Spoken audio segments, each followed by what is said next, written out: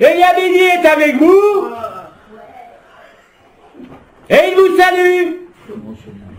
Alors, il paraît qu'on est en direct. Donc, il faut que je parle distinctement. Mais tout d'abord, Billy reste avec vous en le silence. Afin de nous accueillir, de nous donner la paix, et que tout ce que vous allez dire et que je vais dire s'inscrive en votre cœur sans passer par la tête.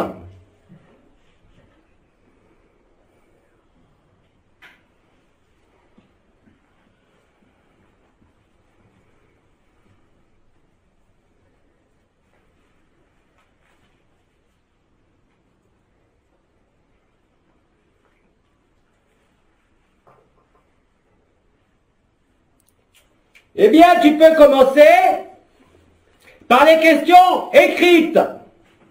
Je t'écoute. Bonjour Billy. Je n'ai pas compris pourquoi les prophéties étaient fausses. Pouvez-vous m'éclairer? Merci. Et qui a dit que les prophéties étaient fausses? C'est simplement l'agencement linéaire temporel qui, aujourd'hui, n'a plus aucun sens.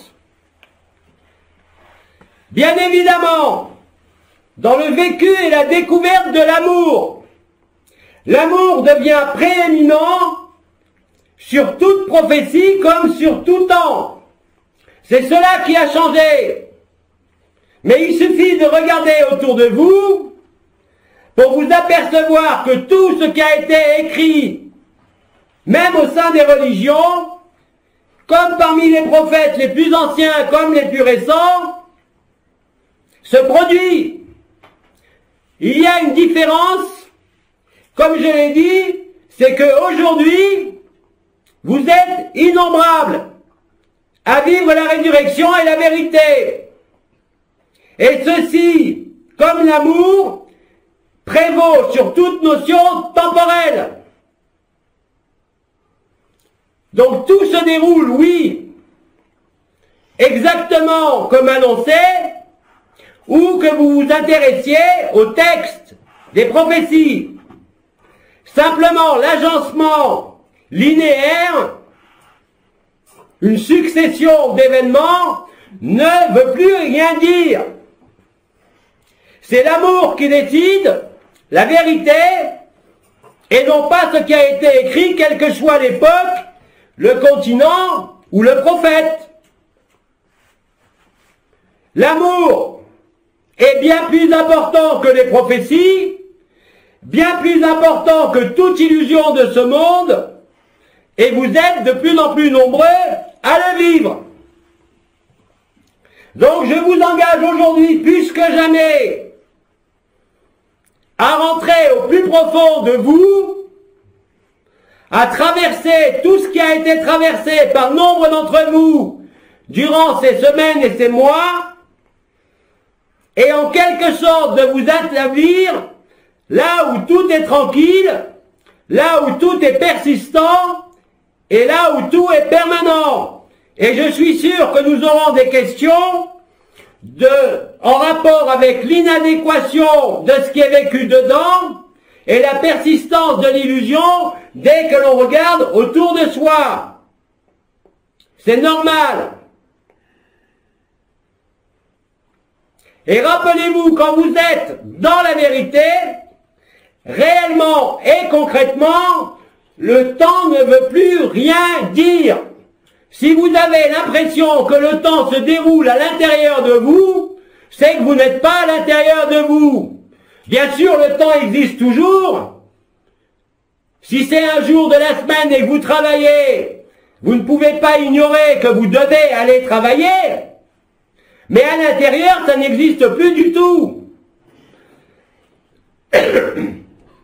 Et c'est d'ailleurs, comme cela avait été expliqué, en passant de l'intérieur à l'extérieur, que vous constatez au minimum une différence entre l'état intérieur véridique, au-delà de toute image, et ce qui se déroule de manière temporelle dans l'illusion de votre vie comme de la société. De là, vous pouvez jauger, si je peux dire, qu'est-ce qui est prééminent dans ce que vous vivez. Si vous êtes pris par le temps, par une échéance quelle qu'elle soit, plutôt que par l'amour, vous le constatez, l'amour ne disparaît pas mais semble s'éloigner. Et dès que l'amour s'éloigne pour ceux qui le vivent, c'est une déchirure. C'est justement par ce processus que vous prendrez ou que vous prenez déjà l'habitude de demeurer dans cette vacuité. Là où rien ne peut apparaître, aussi bien comme vision que comme voyage. Il n'est plus question ici de différentes consciences. Je vous l'ai dit lors des derniers entretiens, ce qui fait la différence, c'est la mesure, si je peux dire, de la paix, la mesure de la joie, la mesure des espaces que vous vivez où il n'y a ni question, ni interrogation sur l'illusion de ce monde. L'amour ne peut pas s'acclimater de préoccupations liées à l'illusion. Vous vous servez déjà de cet amour que vous êtes pour voir l'autre, pour l'aimer, pour le manger, pour constater qu'il est en vous. Et j'avais expliqué, voilà, 2-3 mois, la notion des plateaux de la balance. Mais dorénavant, la balance est beaucoup plus lourde du côté de l'amour que du côté de l'illusion. Mais vous constatez aussi qu'autour de vous, à l'extérieur, c'est pas toujours le cas. Qu'est-ce que vous faites dans ces cas-là?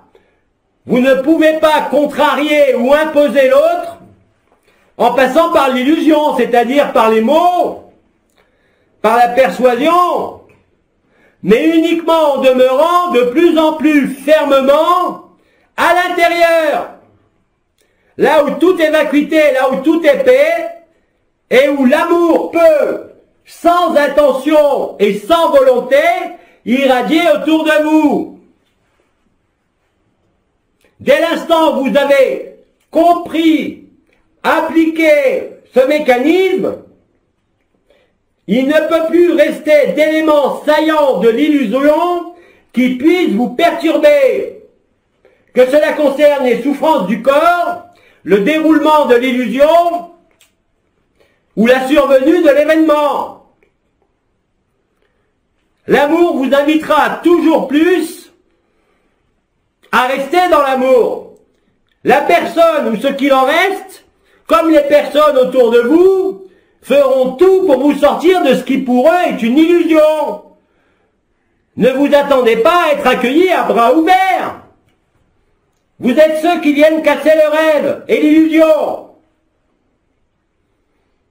Pas par vous-même, mais par le brasier d'amour, par l'éclairage de ce que vous vivez en vous, qui irradie bien sûr spontanément au dehors.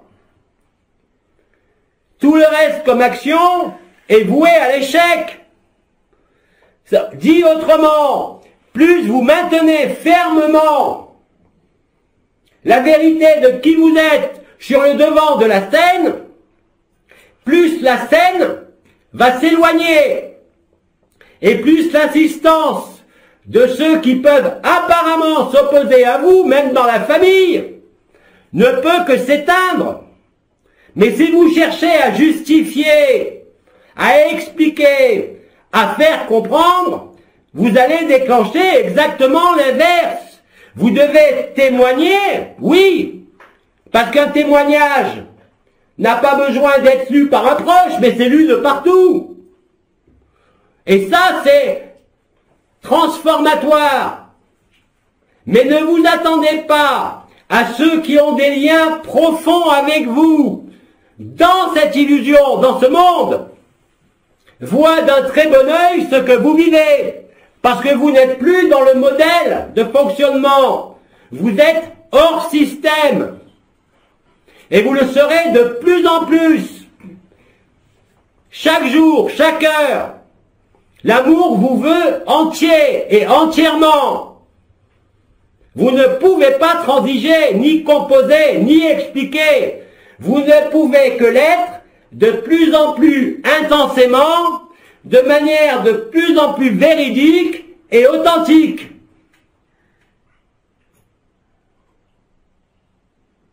Tout le reste ne peut qu'échouer. Or, si vous voulez, pour ceux qui sont pressés encore, que l'événement arrive, restez tranquille. Demeurez dans la béatitude où il n'y a plus rien à voir, dorénavant, plus rien à traverser, plus rien à expliquer, plus rien à démontrer. Bien évidemment, mon acolyte, et vous êtes innombrables aussi à avoir œuvré aux ateliers de la décréation, vous avez cassé tous les mythes, tous les archétypes, tout ce qui pouvait faire encore obstacle, mais vous constatez que les personnes autour de vous sont encore là, non? Vous n'avez pas d'autre moyen d'action que d'être vous-même le plus souvent possible. Faites l'essai, essayez, et vous constaterez immanquablement le même résultat. C'est ce qui se passe quand vous voyez l'autre, quand vous le prenez en votre cœur, comme vous le mangez, comme vous dites, pour constater qu'il est en vous. Mais tout ce qui est extérieur à vous encore, même dans votre famille, il y a un lien affectif, un lien dit familial. Celui-là, vous le vivez, parfois avec désespoir.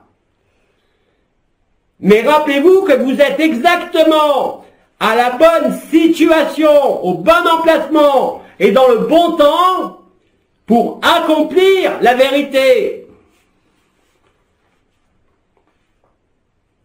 Ne détournez pas cette conscience nue vers autre chose que l'amour nu. Plus vous demeurez tranquille, je crois que le mot feignant avait été employé dorénavant, plus vous demeurez ainsi, plus c'est facile pour vous, comme pour tous les personnages autour de vous. Là, je parle de votre présence, je ne parle pas de ce que vous écrivez, qui aide aussi, que ce soit un témoignage, un poème, qui peut toucher n'importe qui, mais qui ne touchera pas ceux qui sont le plus proches de vous. Ils vont vous rejeter. Et le fait d'être rejeté ou de se sentir rejeté crée nécessairement une dualité.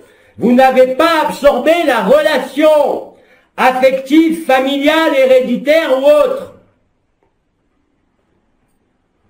Ce n'est plus un problème de personne, c'est un problème de transaction ou de relation entre deux illusions. Voyez-le ainsi,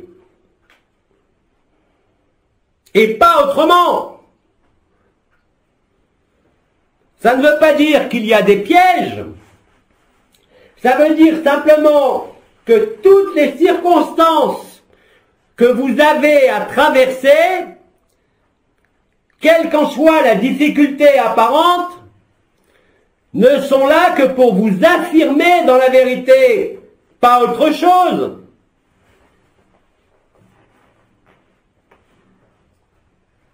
Sinon, comment voulez-vous vous prouver et prouver à tout autre la vérité de l'amour si vous-même vous en sortez pour le justifier ou pour retomber dans la réaction? Vous devez absorber la relation, indépendamment des personnes. La relation en ce monde, Anaël l'avait expliqué longuement. La relation est lien. Pour qu'il y ait relation, il faut qu'il y ait deux personnes, quelle que soit la relation. Mais puisque l'autre est en vous, vous voyez un peu la difficulté pour l'ego d'accepter cela. Vous n'avez à changer personne. Vous avez à être ce que vous êtes, à en témoigner, à le chanter, à le peindre, peu importe. Mais pas dans les relations qui sont proches. Vous ne pouvez emmener personne puisque de toute façon il n'y a personne. Donc vous ne pouvez plus dorénavant, et vous allez le constater, je dirais, de manière de plus en plus évidente et éclatante. Selon où se portera votre conscience, votre amour, soit cela sera fluide, soit cela va résister. Et c'est une façon de vous réajuster ou de vous réaligner à la vérité, pas aux conditions de la relation. Ne vous laissez pas abuser par les apparences, par les formes, par les idées, par les concepts, par les énergies, par les visions. Voilà quelques semaines, c'était indispensable de dissoudre en quelque sorte tous les miroirs aux alouettes, tous les songes. Mais ne remplacez pas cela par un autre rêve. L'amour n'a pas besoin de rêve.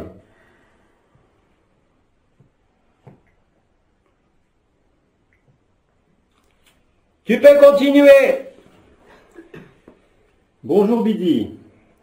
Pouvez-vous nous dire la chronologie nouvelle de ce qui va se passer jusqu'au gris planète finale? Jamais de la vie. Je vous remercie. Question suivante. Bonjour Bidi. Merci pour toutes les années qui nous ont guidés. Ma mère, en raison de problèmes de santé, est venue vivre avec moi. Elle est une personne difficile à vivre. Et après, je ne peux plus être en paix. Quand je me sens amour, elle essaie toujours de m'attaquer. Mon mari est toujours en conflit avec elle. Est-ce que le problème vient de moi? Pouvez-vous m'aider? Merci. Mais quand tu es en amour, réellement et totalement, dorénavant, rien de l'extérieur ne peut t'affecter, ni de ton propre corps. Parce que si tu dépends d'une absence de douleur ou d'un calme au sein de ce monde, tu n'es pas vraiment libre. Tu vis des expériences d'amour, oui. Mais celui qui vit la vérité de façon installée, permanente, irrémédiable, ne peut pas être affecté dans cet état par quelque élément de l'extérieur. Et justement, le fait de vivre cela te le démontre. Tu dois passer outre.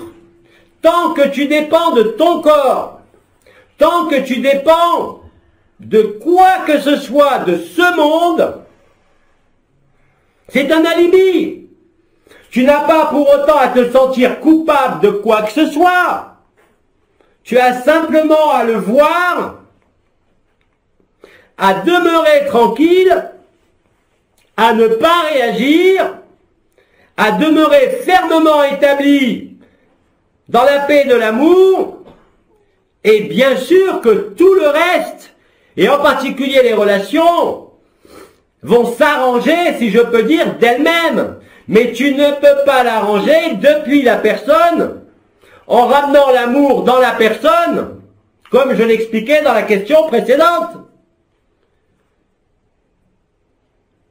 C'est justement à travers ce jeu, qui n'est plus simplement des allers et retours, puisque vous demeurez au même endroit, Mais ce jeu-là vous montre et vous démontre qu'il n'y a pas de solution en dehors de l'amour. Ça n'empêche pas, comme je l'ai déjà dit, si vous avez un problème d'argent, de résoudre le problème d'argent. Si vous avez un problème de personne, résolvez le problème de personne. Mais ne justifiez pas cela par l'amour. Plus tu te tiendras tranquille, plus tu mangeras et absorberas tout ton environnement. Mais si dès que tu te sens déstabilisé, c'est le cas, tu essayes de revenir avec le souvenir de l'amour au sein de cette personne pour résoudre quelque chose, bien évidemment, non seulement tu ne le résoudras pas, mais qu'est-ce que tu vas constater? La colère, un feu terrible qui arrive. Mais tu n'en es pas ni responsable ni coupable. C'est justement l'éclairage de cette circonstance spécifique qui t'est montré. Tant que vous croyez, et de poser la question comme ça, demeure une croyance. Parce que quand vous demandez, ou vous vous demandez, comment échapper à une relation toxique, surtout quand il y a un lien familial ou marital, comment vous faites? Si vous revenez dans la personne, vous allez en souffrir. Si vous demeurez dans l'amour, vous dites cela ne résout rien. Moi je vous dis, vous n'êtes pas assez profondément immergé dans l'amour. Vous êtes encore susceptible, vous êtes encore réactif, plutôt que de vous prouver à vous-même que l'amour vient à bout de tout. Mais ne vous servez pas de cet état d'amour pour le ramener à la personne. Agissez avec la personne, si vraiment c'est intolérable, avec les règles de ce monde. L'amour ne vous rend pas manchot pour l'instant, même s'il y a des symptômes de stase. Et vous verrez qu'on va certainement avoir aussi des questions là-dessus. Mais profitez de vos moments où vous êtes dans la personne pour voir clairement les choses. Pas pour culpabiliser ou pour demander, vivant cet état, pourquoi est-ce que les autres m'embêtent? Mais bien évidemment, ils ne sont pas dans le même état. Vous allez constater de plus en plus que vous ne pouvez qu'être dans l'amour face à toute problématique. Si vous essayez autrement, eh bien vous allez découvrir que ça fait mal. Mais si vous avez un problème dans une relation, rien ne vous empêche de revenir dans la relation pour la régler de personne à personne. Jusqu'au moment où vous vivrez que l'intensité de l'amour et de votre feu intérieur, de votre amour nu est telle que rien ne peut venir vous en déstabiliser ou vous en détourner. Mais jusque-là, il va vous falloir composer. Et l'amour transforme, avant de la faire disparaître, la personne aussi. Donc vous devriez être capable, même au sein de la personne, la personnalité d'une relation extrêmement intime, maritale ou d'enfant à parent, vous allez pouvoir, avec l'expérience, mais ça ne se fait pas sur des semaines, ça se fait instantanément, par votre bienveillance, par votre acceptation, traverser cela, plutôt que de vous opposer d'une manière ou d'une autre à cela. Ça a été dit, l'amour vous prend entièrement. Au niveau de ce que vous pourriez appeler votre corps, comme de tout l'espace, comme de tous les temps. Vous n'avez pas de possibilité d'action autre.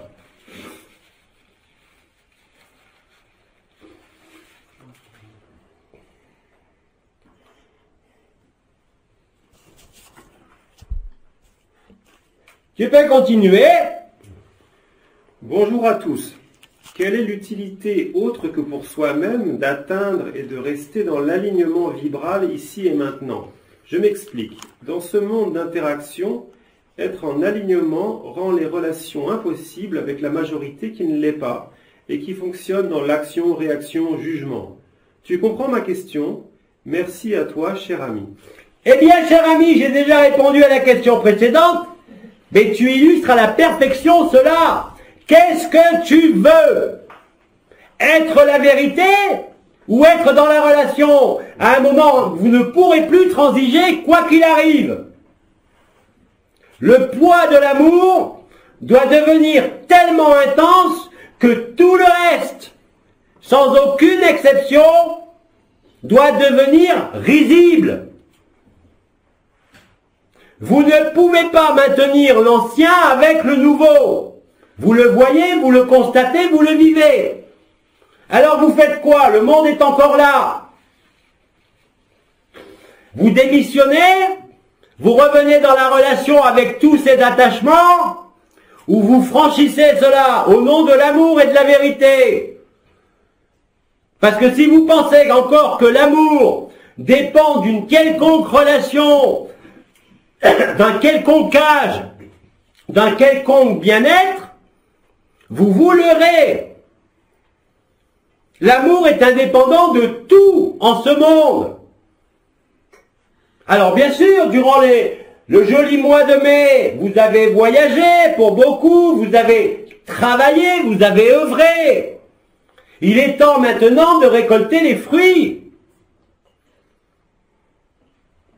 Et vous allez constater aussi, comme je l'ai dit, que plus la densité de l'amour est là, plus elle vous prend entièrement. Bien sûr, jusqu'à présent, nous vous disions tous, les uns et les autres, que vous deviez assumer, ne rien rejeter. Mais si l'amour vous met en extase pendant une semaine, comment vous faites? Vous allez redescendre pour aller voir un médecin pour qu'il vous fasse un arrêt de travail? Ou vous allez redescendre pour faire plaisir à votre enfant ou à votre mère? Ou vous allez demeurer dans l'amour? C'est une question d'engagement. Et vous ne pouvez que constater que l'amour est toujours gagnant, que rien ne peut s'opposer à la vérité. Même au sein des relations conflictuelles ou des obligations. Les obligations sont les obligations de la société. Ne sont pas les obligations de la vie, ni de l'amour, encore moins. Il n'est pas question de fuir quoi que ce soit, ou qui que ce soit. Je ne vous demande pas de démissionner. Mais vous devez constater par vous-même que plus vous vous laissez fondre, fusionner, enflammer par l'amour, moins ce qui concerne l'illusion peut vous atteindre. Sinon l'amour ne sert à rien. Sinon le rêve peut continuer.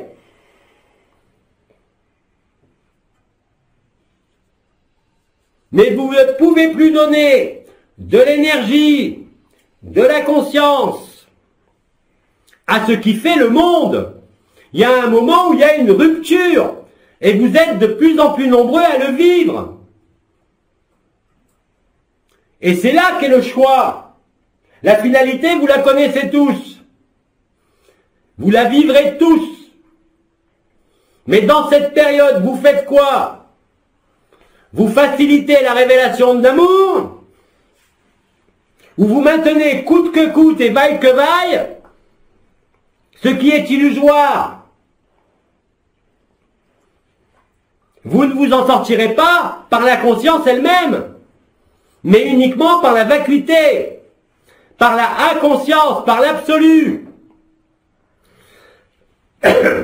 Et il vous est tout à fait possible pour chacun, que cela soit à travers vos échanges, vos témoignages, de constater cela.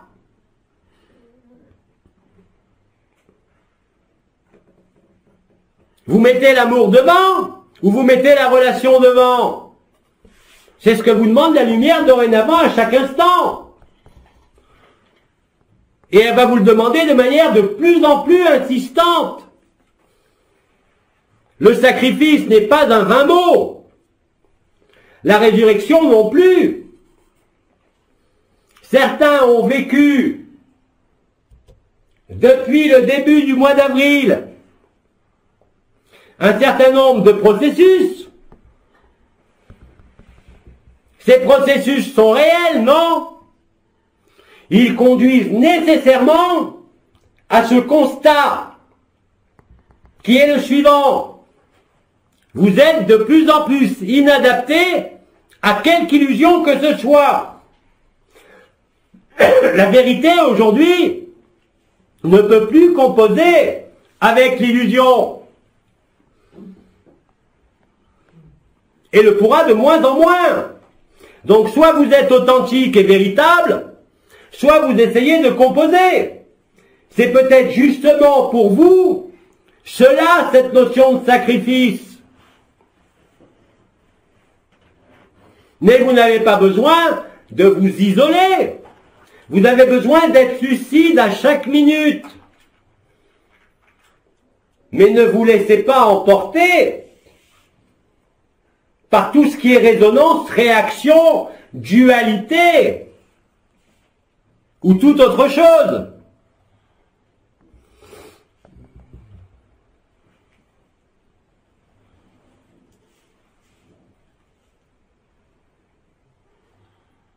Tu peux poursuivre. Peut-on avoir confirmation que toutes ces souffrances vécues dans l'illusion ne pourront plus se reproduire par une quelconque entité en mal de sensations fortes? Il suffit de vivre l'amour une fois pour ne plus être attiré par cela et ne plus être atteint par cela.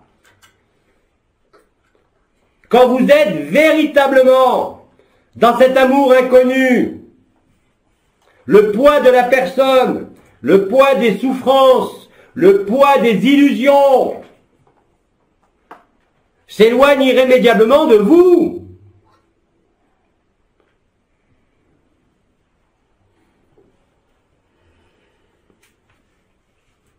Vous ne pouvez être sûr de rien si ce n'est de l'amour. L'amour est la joie, l'amour est paix. L'amour vous montre que tout ce qui se déroule sur l'écran de la conscience ordinaire, comme de toute conscience, n'est qu'une illusion qui passe.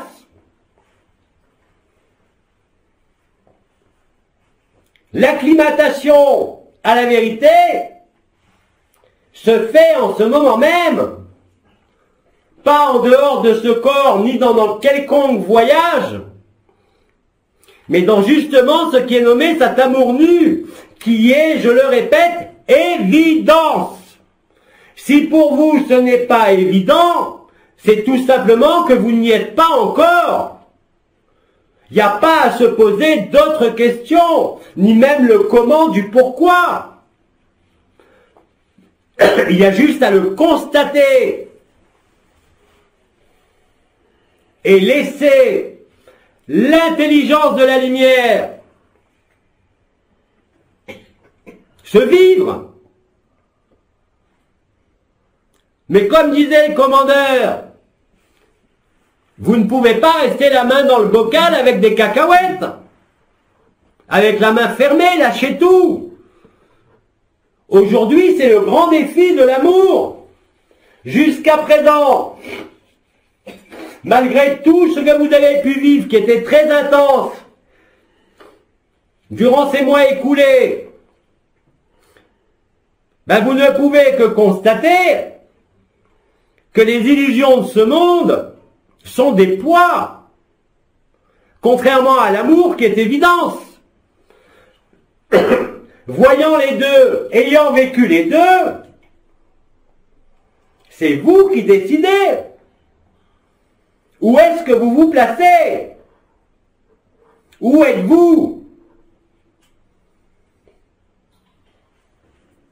Ce n'est même pas une compréhension que vous pourriez qualifier d'intellectuelle, mais qui découle directement de ce que vous vivez.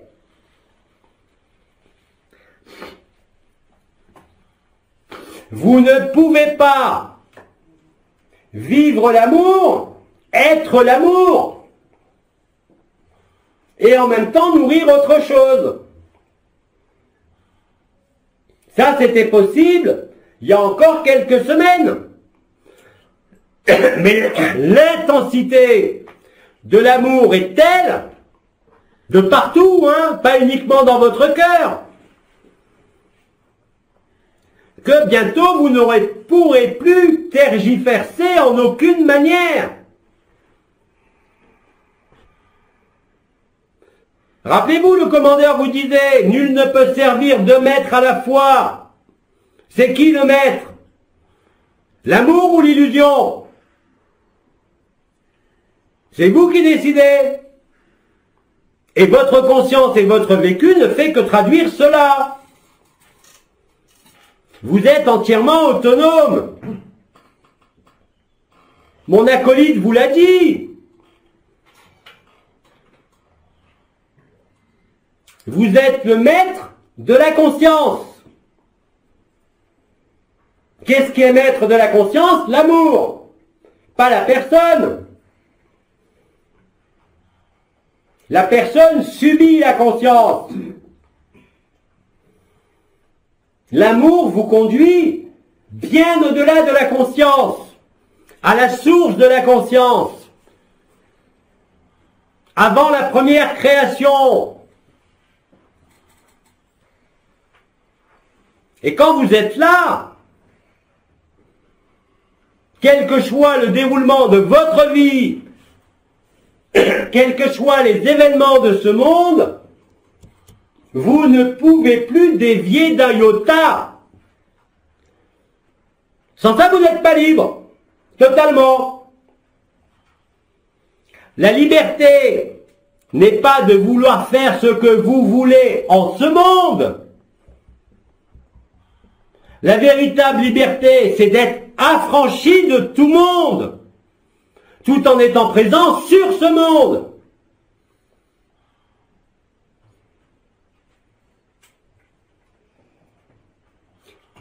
Certains outils extrêmement simples vous ont été donnés durant le joli mois de mai. Voir que l'autre, même le pire des emmerdeurs, n'est qu'une autre partie de vous-même.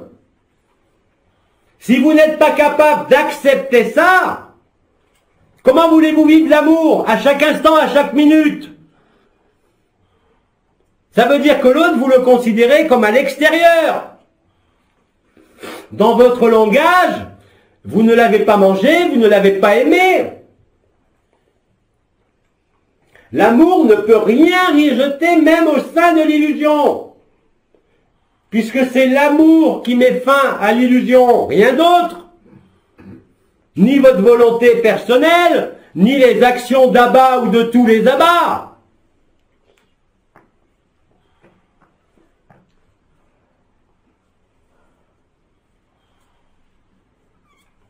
En définitive, s'il doit exister une seule question, c'est celle-là. Suis-je en joie ou pas? Quelles que soient les circonstances de mon corps, quelles que soient les circonstances de ma vie, quel que soit l'état des relations familiales, professionnelles, affectives ou autres, est-ce que vous dépendez du climat? Est-ce que vous dépendez d'une humeur? Est-ce que vous dépendez d'une personne, d'un personnage ou d'une histoire ou pas? C'est fini de jouer dans les dimensions, dans les archétypes.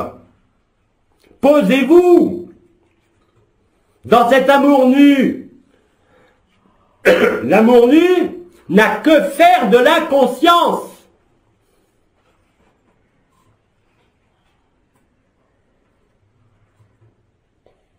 C'est ainsi que vous mettez fin à l'équation.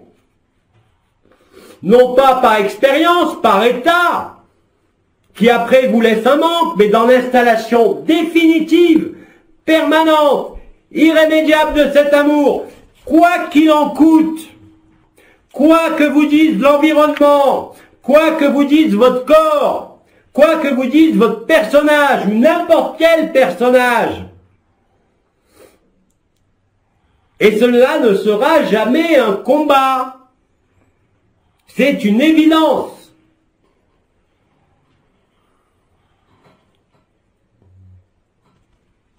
L'action, les actions qui devaient être menées au sein des images, des histoires, des archétypes, des religions, de tout ce qui est illusoire a été faite. Vous avez rempli votre contrat.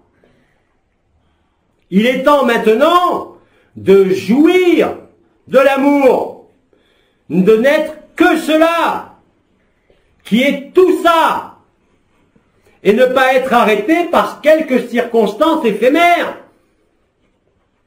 Alors bien sûr, jusqu'à présent, vous aviez la conscience, si on peut dire, chevillée au corps. Mais les liens aux chevilles sont partis. Vous n'avez pas pour autant à aller ailleurs, puisque tout se passe dedans. Et que l'espace de solutionnement est dedans.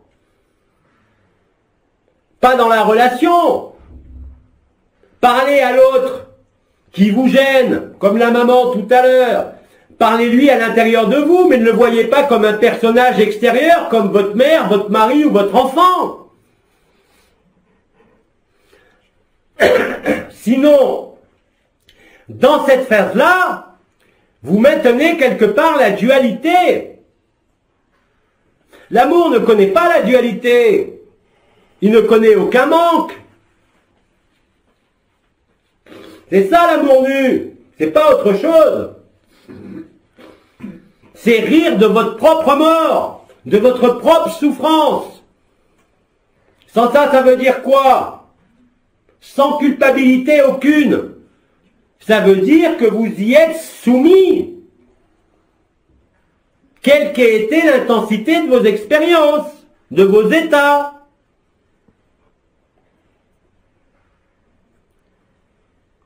Et plus l'intensité des colères, des désagréments, des effets, comme disait le commandeur de yo-yoté, c'est ça?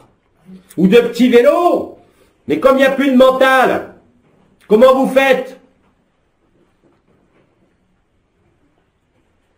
De plus en plus, chaque jour, chaque heure, à chaque regard, porté dedans ou dehors, l'amour doit être là tout de suite.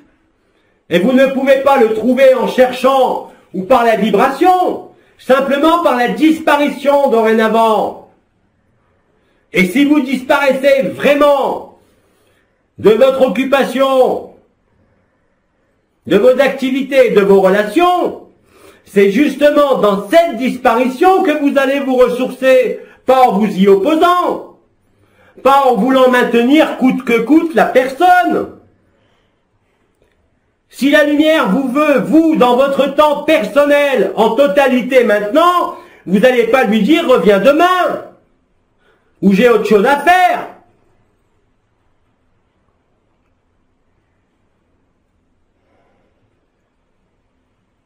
Vous devez non pas définir vos priorités, mais les voir à l'œuvre. Et plus vous êtes immergé dans la vérité de cet amour nu, moins tout ce qui appartient à ce monde, dans quelque aspect que ce soit, ne peut vous déranger. C'est impossible. Mes paroles sont peut-être sévères, mais il est temps maintenant de vous ébranler, et la lumière vous ébranle. C'est fait pour ça. C'est pas fait pour maintenir une histoire, un personnage ou quelque relation que ce soit.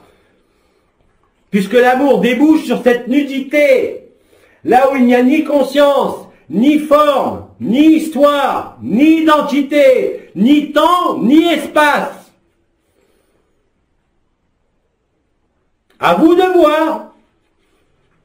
Soit vous laissez la vérité vous prendre, soit vous jouez le jeu de l'illusion. Alors bien sûr, la personne va vous dire, oui, mais comment je fais pour manger? Comment je fais pour payer ceci ou cela? Comment je fais pour élever mes enfants? Mais il faut savoir ce que vous voulez. Mais vous ne pourrez plus et vous pourrez de moins en moins composer. Ce n'est plus ni votre personne, ni votre histoire qui décide. C'est l'amour. Donc soit vous êtes cet amour qui décide, soit vous demeurez dans la personne, même en ayant vécu des états d'amour, des brasiers même comme vous dites, mais vous allez vous consumer pour rien.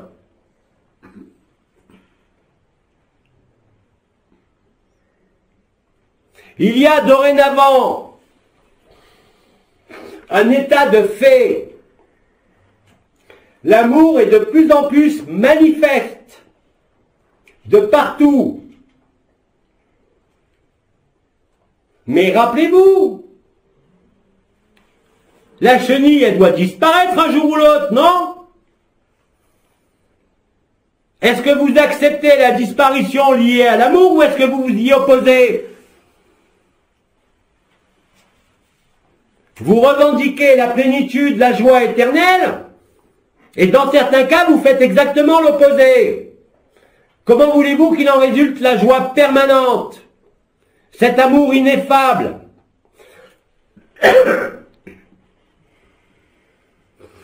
Si vous continuez à mettre devant une histoire, une personne,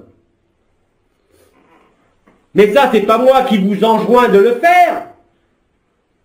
C'est la lumière qui va, et l'amour qui vont vous opposer à cela. C'est déjà le cas. Rappelez-vous, tout ce à quoi vous tenez vous tient. Dans l'amour, vous ne pouvez tenir à rien.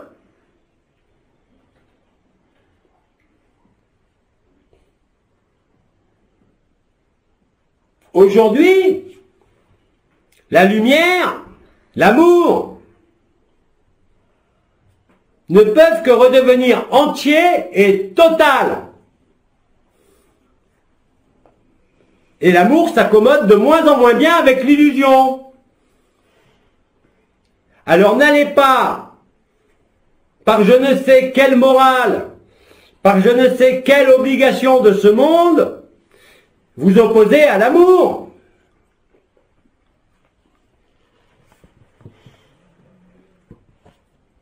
Retrouvez l'enfant intérieur, comme vous dites en Occident, la spontanéité, l'évidence ne peut se vivre dans sa totalité que si la personne n'est plus là. Pour l'instant, vous l'avez vécu à travers la personne, à travers l'histoire de ce monde ou des archétypes. Mais après, vous faites quoi?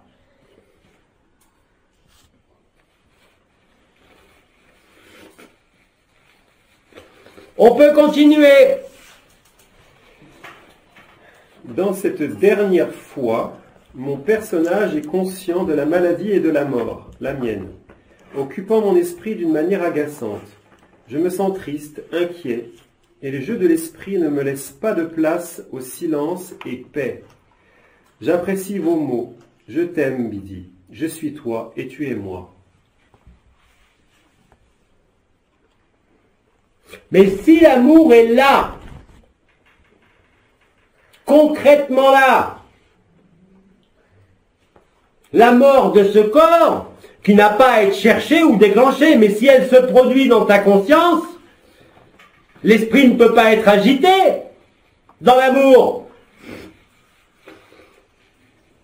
Puisque tu sais dans l'amour vrai qu'il n'y a personne, ni histoire, ni personnage, ni dimension. Au contraire, à part la fatigue éventuellement, tu devrais être dans une joie insensée.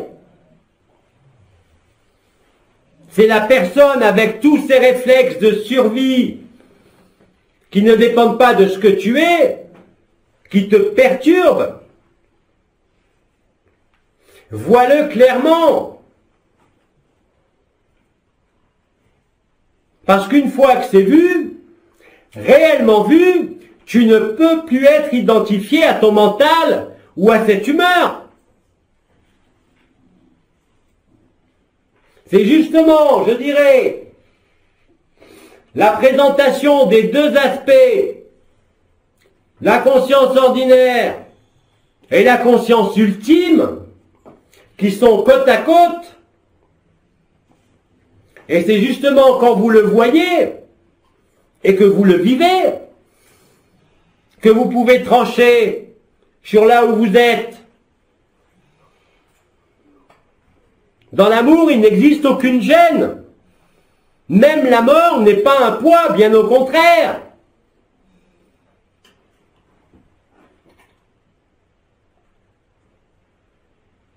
Sans ça, effectivement, l'amour ne sert à rien. Il sert à rien pour la personne.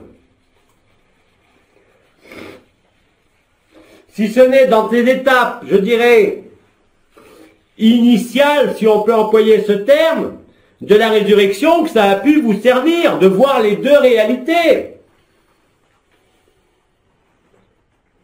Mais aujourd'hui, vu l'intensité de la lumière, de son intelligence, de ce que vous vivez dans votre poitrine,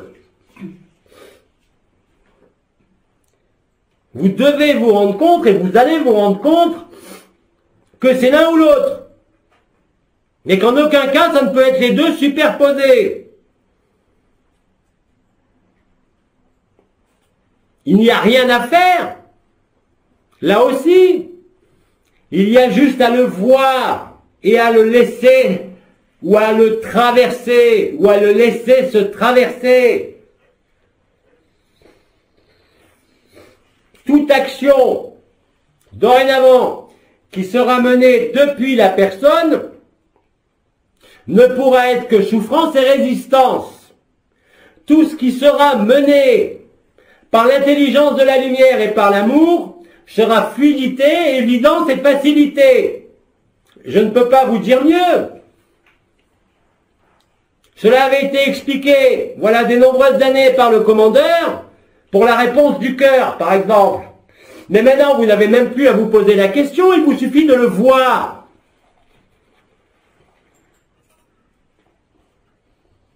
Si vous voyez réellement la personne à l'œuvre, qui est-ce qui voit ce que vous êtes? Alors vous faites confiance à ce que vous êtes, ou vous faites confiance à ce que dit le personnage? Vous faites confiance à l'amour, ou pas? Et pas seulement pour des états intérieurs. C'est ce que la vie vous demande chaque jour. Il y a déjà suffisamment de raisons pour la personne de réagir en ce monde par des postures. Vous devez respecter la liberté de chacun, quoi que vous viviez.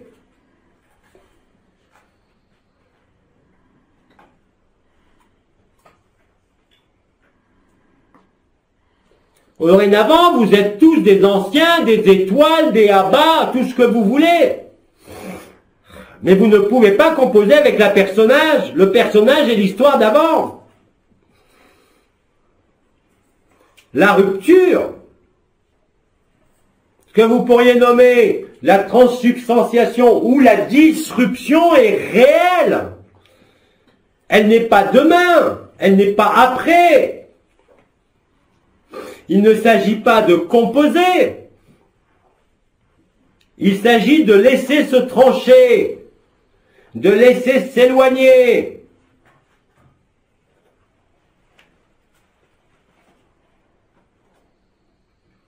Peux-tu continuer?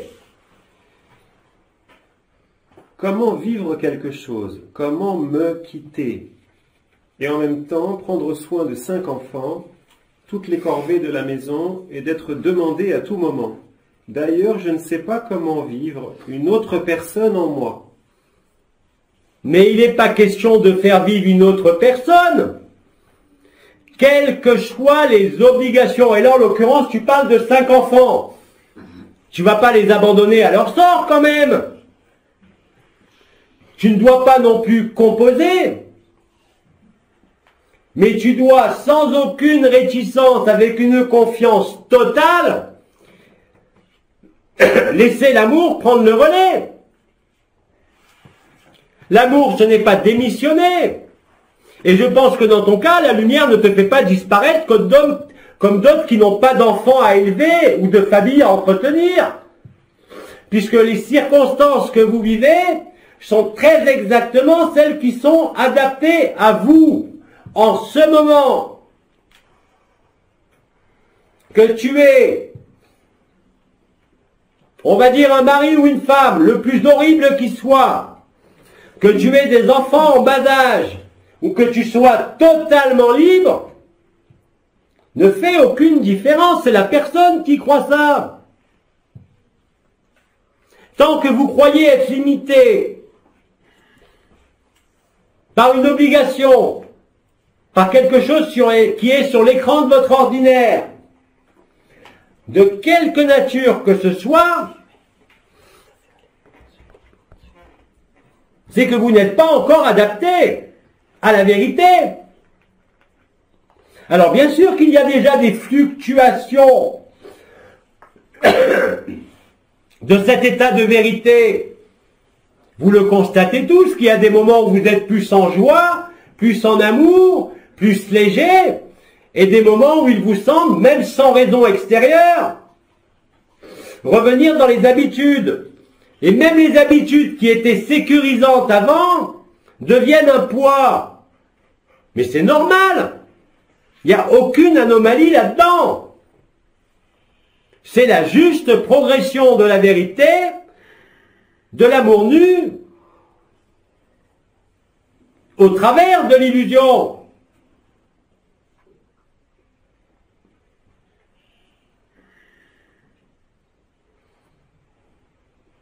Même le Christ, sur la croix, a dit « Mon Père, pourquoi m'as-tu abandonné ?»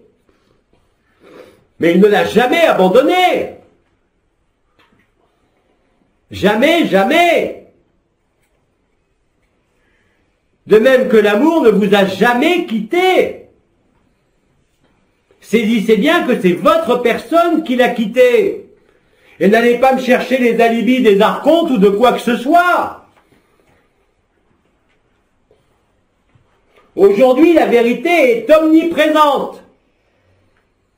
Quel que soit l'état du monde. Et justement, nous vous l'avions dit, plus l'amour se dévoilerait, plus le chaos s'amplifierait. Vous êtes exactement en train de constater cela.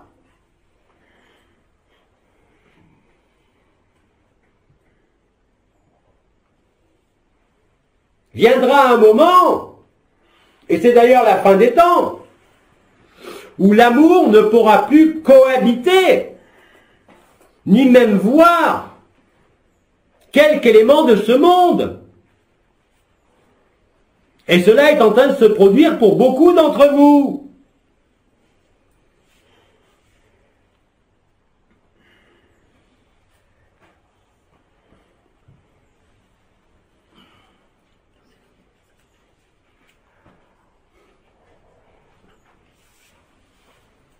Pensez toujours,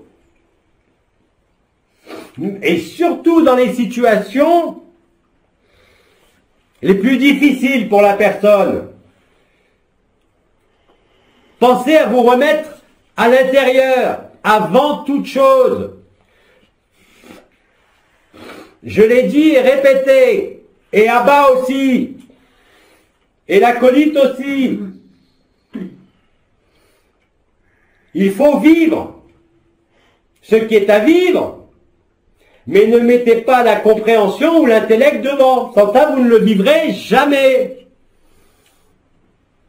Et toutes les circonstances de votre conscience actuellement ne sont là que pour mettre en évidence cela.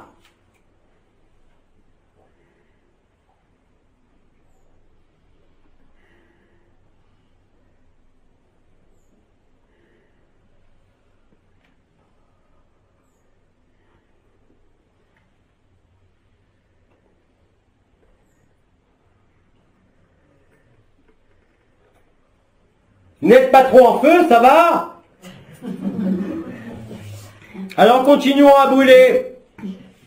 Comment me stabiliser dans le cœur du cœur? Parfois tout est paix et joie et amour, le haut de la vague, puis le creux de la vague. Je me prends par la main pour descendre au fond du cœur et retrouver la joie qui est toujours tout près de moi, mais se voile. Eh bien, je te remercie pour la question parce que tu as donné la réponse en même temps. Descendre au plus profond de toi. Disparaître à ce monde le temps de te retrouver. Et à ce moment-là, tu constates par toi-même que la légèreté est de nouveau là. Mais si tu joues le jeu de l'illusion, d'abord, tu ne peux qu'être dans une humeur maussade. Surtout quand vous avez vécu ces états d'amour si intenses et si vrais. Dès que cela semble s'éloigner, c'est une torture.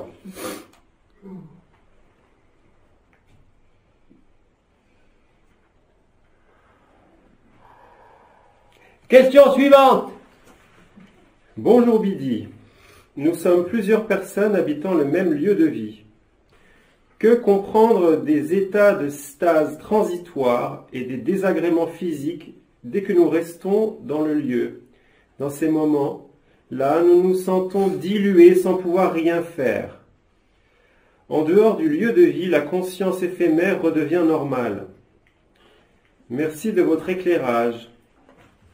Vous voyez qu'on tourne toujours autour des mêmes choses. Vous êtes dans un lieu, apparemment chez toi, comme dit cette personne. Vous vivez des états de conscience expansés. Vous n'êtes pas sans ignorer qu'il y a des mémoires dans les murs, des rémanences. Donc vous vivez dans ce lieu en conscience expansée. Et vous voulez récupérer l'éphémère. Mais si tu veux récupérer l'éphémère, comme tu l'as dit, sors dehors. Mais tu vas constater que dehors, la conscience éphémère va fonctionner, mais que cela ne te satisfait pas du tout. Donc là aussi, vous voulez composer avec quoi? Vous voulez conjuguer l'amour avec la personne? Avec l'éphémère? Encore et toujours?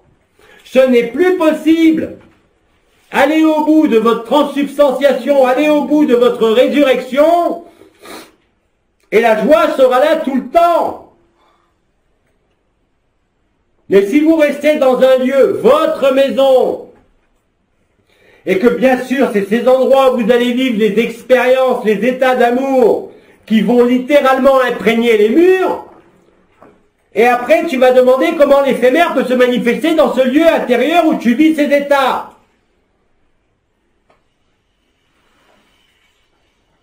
C'est pas possible. Tu as déjà ta réponse aussi. Tu le dis toi-même, quand tu dois sortir, tu récupères la conscience éphémère. Donc si c'est ça qui t'inquiète, eh bien sors de chez toi. Mais ne t'attends pas à finaliser la résurrection en rejouant dans l'éphémère. Vous devez voir, quand je dis que l'amour vous veut entièrement, il ne veut plus rien partager. Et surtout pas l'éphémère et l'illusion.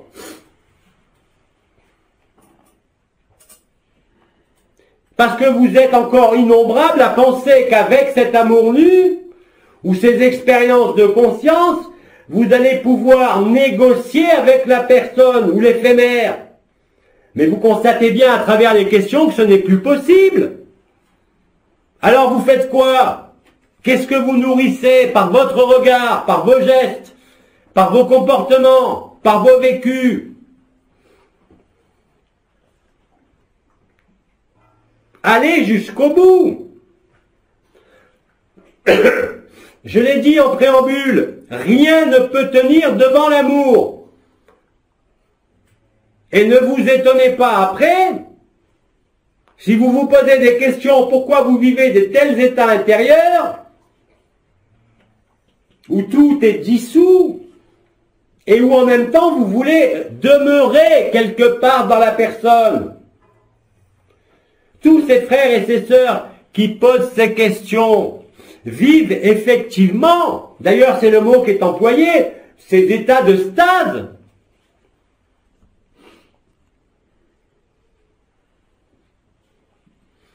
Comme je l'ai dit et comme je le répète, et c'est déjà en cours maintenant, vous ne pouvez plus transiger, vous ne pouvez plus négocier. Plus l'amour est intense, plus le vécu est intense de l'amour nu, moins il y a de place pour une vie quelle qu'elle soit en ce monde. Tout ça, vous y avez été préparé.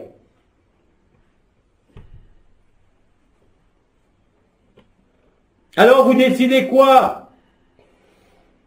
D'essayer encore de composer entre la personne.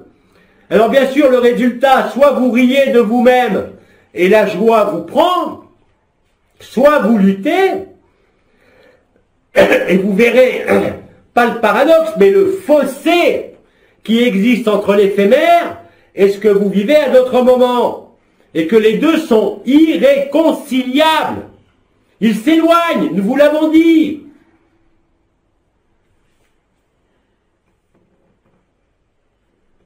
Et de plus en plus, cela va être l'amour nu ou la personne. L'amour nu ou les obligations. L'amour nu ou la morale. Vous n'y pouvez rien.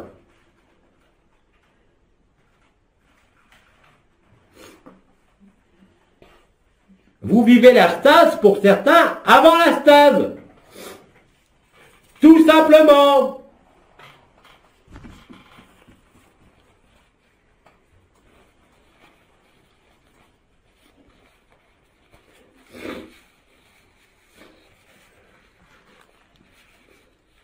C'est comme si tu rentrais non pas chez toi, mais à l'intérieur de ce cœur, dans le cœur du cœur, que tu vivais l'extase, l'intase, le paradis blanc, la lumière noire, la dissolution du corps et de la forme, et qu'en revenant, tu t'étonnes de ne pas pouvoir fonctionner comme avant, mais c'est impossible, et ça va devenir de plus en plus impossible.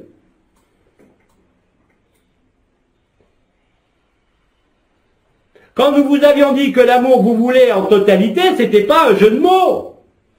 Vous le constatez, c'est la stricte vérité. Alors comment vous faites avec ça? Vous décidez quoi? Vous préférez quoi? Mais encore une fois, c'est l'un ou l'autre. Tous ces frères et sœurs qui vivent des moments de stade, vous avez déjà passé le temps zéro. Vous essayez de recoller les wagons de quelque chose qui n'existe plus. Tous les mystiques vous l'ont décrit. Quand vous êtes dans ce feu d'amour, vous ne pouvez être que dans la joie. Vous ne pouvez plus être dépendant d'une quelconque illusion, d'une quelconque conscience qui ne fait que passer. C'est pour ça qu'on l'a appelé l'amour nu.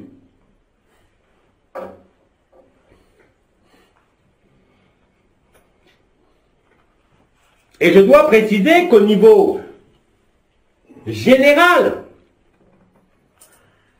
le positionnement au sein de la personne va devenir de plus en plus inconfortable, non pas seulement pour ceux qui sont réveillés, mais pour tous les humains âmes. C'est justement cela qui signe l'imminence de l'événement. Alors ne vous mettez pas en confrontation, en contradiction avec vous-même. Vous ne pouvez plus maintenir l'illusion et vivre la vérité. Toute mon intervention d'aujourd'hui pourrait se résumer à cela. Et tout ce que vous avez à vivre ne peut que vous le montrer. Tant que vous avez des préoccupations légitimes au sein de la personne, elles deviennent totalement illégitimes quand vous vivez l'amour.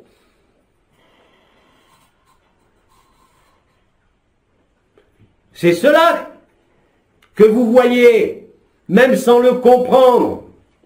Mais je vous garantis que vous allez le comprendre très vite. Ne serait-ce que par le feu, par les éventuelles dissonances qui vont vous faire mal, mais pas mal dans le corps, c'est pas important, mais mal à votre conscience, pouvant vous faire aller jusqu'à renier votre propre vécu d'amour. Parce que même si votre rêve individuel est terminé, même si vous êtes libéré de la personne, libéré de l'histoire, il me semble que vous n'êtes pas encore libéré de ce monde, n'est-ce pas? Il est toujours là. Rassurez-moi, vous le voyez toujours? Enfin, ça ne me rassure pas, mais bon. Mais vous ne pouvez que le constater. Alors, qu'est-ce que vous faites dans ces cas-là? Vous ne pouvez plus faire demi-tour. C'est acté. Nous vous le répétons depuis le début de cette année.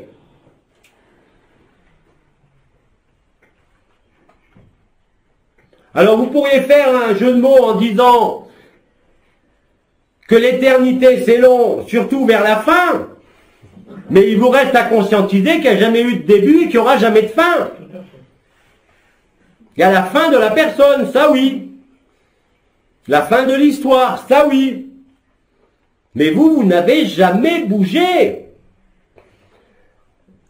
Et que tant que vous n'avez pas vu, vécu, ce noyau qui n'a jamais bougé, qui est juste de l'autre côté, si je peux dire, de l'infinie présence ou de l'ultime présence, au-delà du cœur, eh bien vous êtes à cheval sur deux réalités, une illusoire et une véridique. Mais même à cheval sur ces deux vérités, une qui passe et l'autre qui est réelle, comment vous faites? Il n'y a que deux solutions, puisqu'il n'y a pas de retour en arrière possible. Soit vous laissez la personne s'exprimer, ou l'histoire, soit vous demeurez dans la vérité. Quel que soit le prix que vous pensez avoir à payer.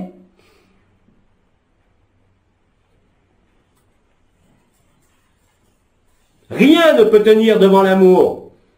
Et s'il vous semble pouvoir maintenir une histoire, un personnage, une souffrance, eh bien dites-vous bien que vous n'êtes pas allé encore assez profondément. Vous ne vous êtes pas baigné intégralement, lavez intégralement vos robes dans le cœur du cœur, dans l'éternité.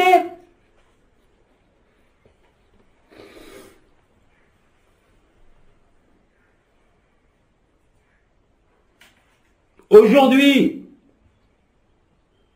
la façon la plus directe, la plus efficace, la plus transcendante de vivre l'amour, c'est de rester tranquille, immobile. Je ne parle pas de méditer ou de fermer les yeux, mais d'être en permanence en cette espèce, comme l'avait décrit Hildegard de Bingen, dans cette espèce de tension vers l'abandon. Tout le reste disparaît. Comment vous savez que vous êtes dans cette tension vers l'abandon? Vous n'avez plus besoin d'images. Et les sens les plus subtils se révèlent, qui ne sont ni l'image ni le son, mais l'odeur, les parfums. Alors que vous sentiez le brûlé ou que vous sentiez la rose, le parfum est essentiel. Parce que c'est au niveau de l'odeur, ode. Je ne vais pas vous refaire le cinéma de l'acolyte. Ode, heure. Comprenez bien dans votre langue, c'est l'heure de ode. Et de l'autre côté de ode, il y a quoi? L'odeur, la quintessence. Il n'y a même plus la rose, il y a juste le parfum. C'est l'essence la plus subtile. Ce n'est pas la vision, ce n'est pas la vibration, ce n'est pas la perception. Le seul sens qui soit le plus subtil, c'est l'odeur.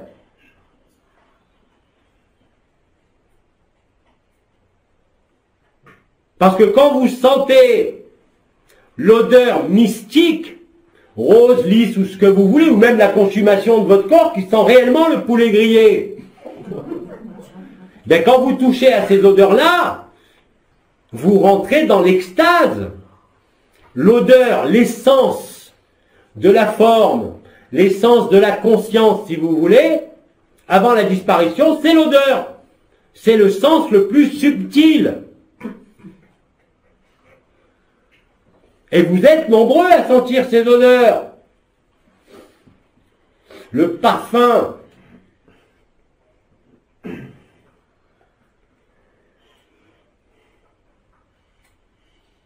Aujourd'hui, je ne peux que vous enjoindre. Nous sommes quand même plusieurs semaines après la fin et la résolution de l'anomalie primaire. Le plus important est le silence. Le plus important est la vacuité. Le plus important est la disparition. Non pas par la disparition de votre vie en fuyant les problèmes, mais en rentrant au-dedans de vous. Il n'y a rien de plus simple. Vous n'avez besoin ni d'argent, ni de conditions préalables. Et tous les emmerdeurs autour de vous disparaissent dès que vous rentrez en vous. Je ne peux pas vous dire mieux. Faites-en l'essai, vivez-le.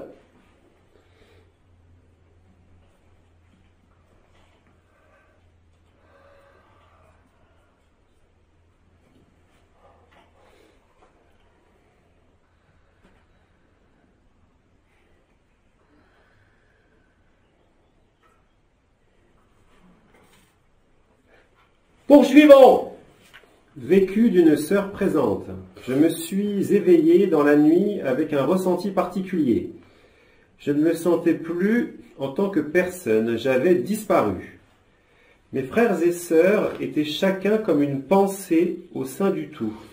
Je les vivais dès que je pensais à eux. C'est tout? Oui. C'est la vérité. Et quand tu reviens de cela, on appelle ça revenir, mais c'est pas vrai, c'est la seule réalité.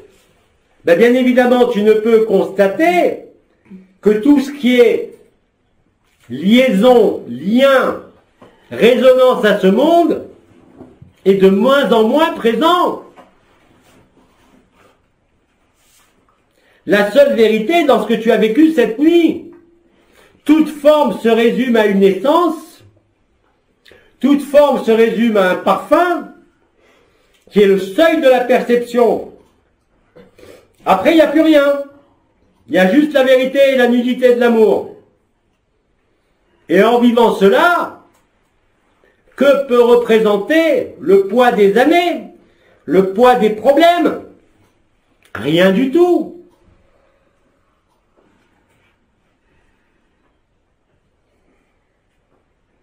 Vous en arrivez au point que vous le vouliez ou pas,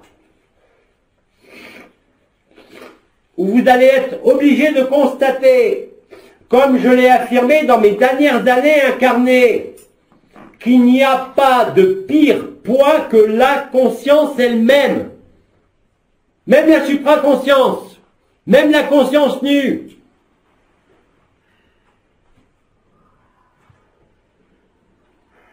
La seule vérité, c'est ce qui n'a jamais été créé et qui jamais ne disparaîtra et qui est antérieur à la conscience. Tout le reste, sans exception, ne fait que passer et disparaîtra nécessairement.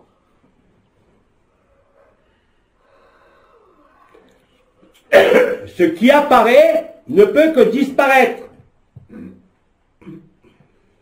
L'amour est apparu en ce monde, donc ce monde disparaît. L'amour n'a pas besoin de conscience. Vous êtes amour avant d'être la conscience, quelle qu'elle soit. Quand j'étais incarné, je disais tout le temps, la seule différence entre vous et moi, c'est que moi, je sais que je suis Dieu. J'employais le mot Dieu à l'époque parce qu'il n'y avait pas d'autres connotations, mais employé absolu par Abraham. Choisissez les mots que vous voulez. Mais ce n'est pas un concept, c'est un vécu réel.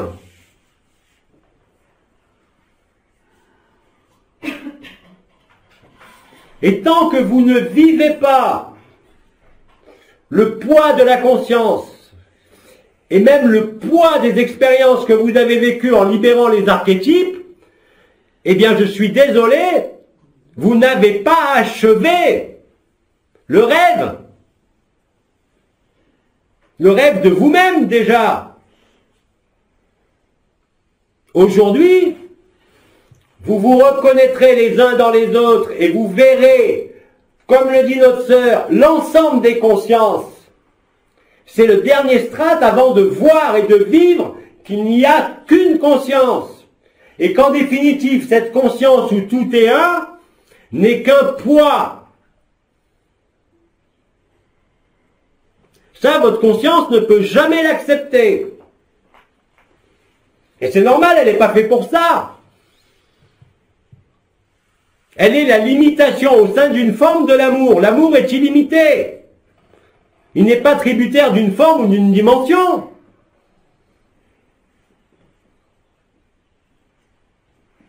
Ni d'un état d'humeur. Et encore moins de l'état d'un corps qui de toute façon finira poussière. Ni même de votre corps d'éternité.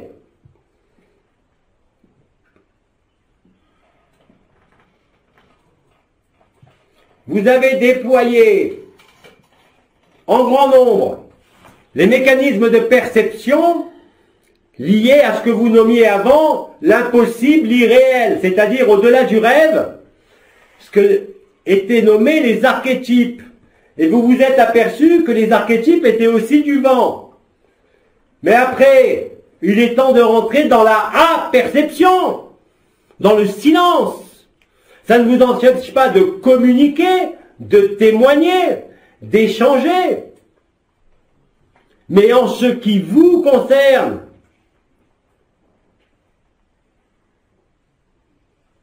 où en êtes-vous ?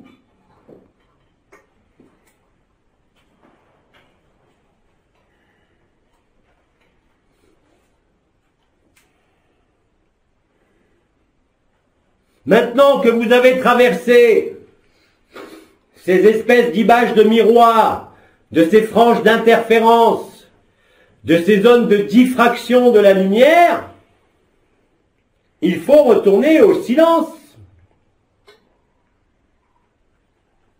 Il faut retourner à l'évidence. Là où il n'y a plus la moindre vision, ni intérieure, ni du cœur, ni suprasensible, ni autre. Au-delà de la perception, au-delà de la conscience elle-même. Vous allez vous rendre compte, si ce n'est déjà fait, que la conscience est un poids.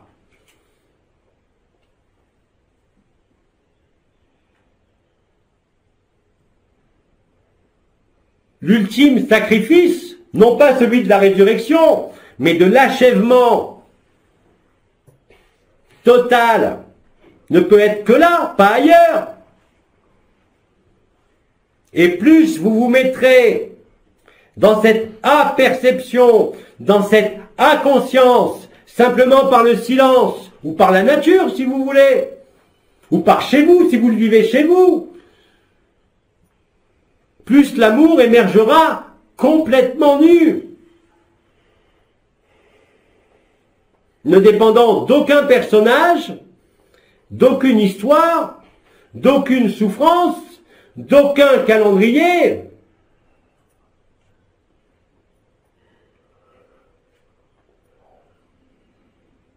Je sais pas moi, inventer des moments de brasier, des moments de communion à certaines heures, appelez ça guérison, alignement, mais peu importe. Mais demeurez dans le silence, en communion. Vous n'avez besoin ni de vibration, ni de perception, ni de vision, ni de rien. Et dans ce silence, vous allez constater que vous allez manger sans aucune difficulté toutes les illusions, même les plus indigestes.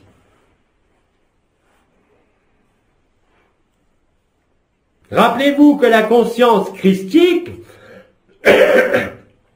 unifie les cœurs, mais unifie aussi la pensée. D'ailleurs, notre sœur, dans ce rêve de cette nuit, l'a parfaitement décrit et vécu.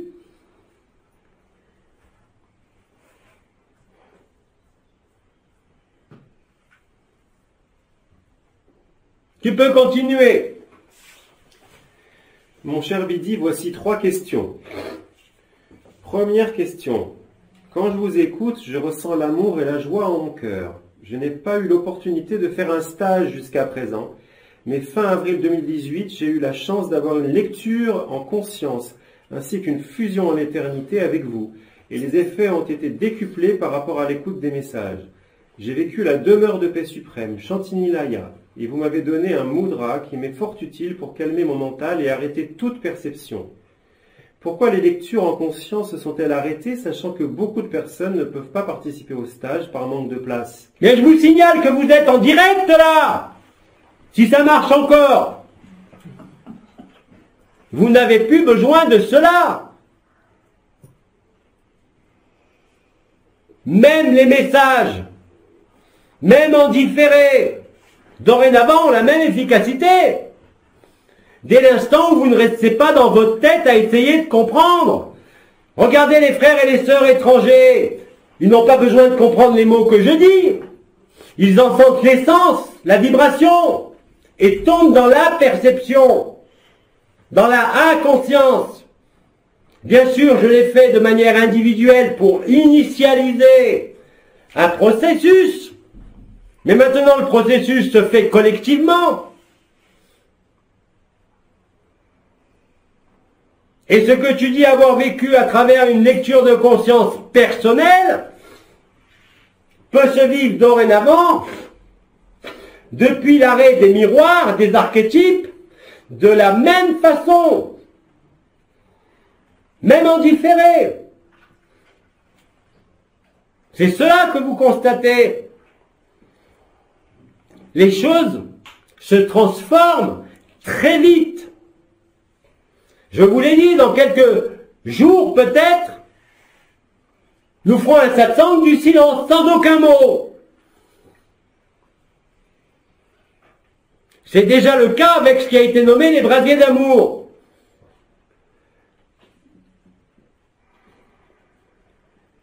La vibration, pour ceux qui vivent la vibration vous prend complètement, vous alourdit et vous disparaissez.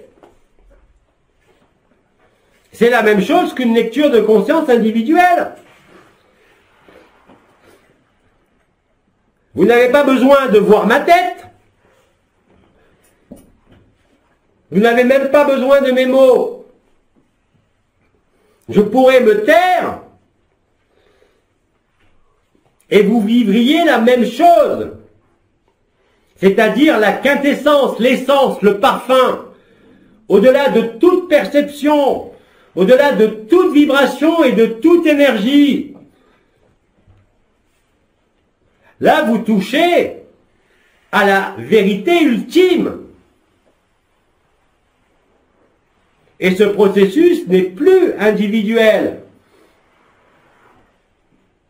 Il concerne même les humains qui n'ont jamais pensé à quoi que ce soit d'autre que la vie en ce monde, qui sont athées totalement, parce qu'eux sont aujourd'hui, dans certains cas, beaucoup plus près de la vérité que ceux qui vivent des expériences extensives. Tout se rejoint. Nous l'avons même dit, d'ailleurs, certaines lignes se séparent déjà.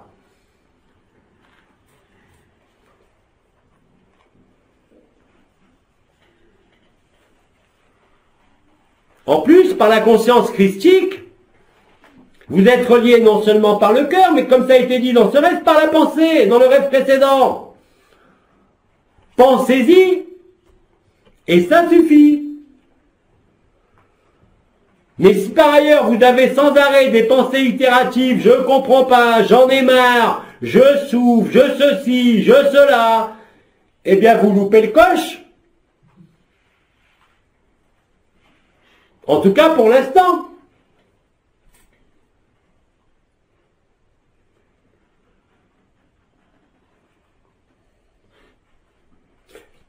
Poursuivons. Deuxième question. Pourquoi continuer à faire des canalisations, même en direct, sachant que tout a été révélé? Ne serait-il pas mieux à présent de demeurer dans le silence des mots et ne plus rien attendre de vous ou de votre acolyte? Mais j'espère bien que vous n'attendez rien de moi. Si vous attendez quelque chose de l'extérieur, vous n'avez rien compris. Et maintenant, celui qui vit la vérité, c'est-à-dire qui constate que tout est irréel, mais que néanmoins il est dans chaque autre, il fait quoi? Il peut attendre longtemps dans le silence. Il a bien fallu réunir un certain nombre de consciences. Tout a été révélé. Mais est-ce que ça vous a suffi à libérer ce monde? Vous avez beau tout connaître, vous avez beau tout vivre, mais vous êtes encore là. Et nous aussi. Alors on fait quoi? Si tu es capable réellement d'être dans le silence, dans la aperception et dans l'amour, alors oui, il n'y a plus besoin de mots. Alors oui, il n'y a plus besoin de canalisation.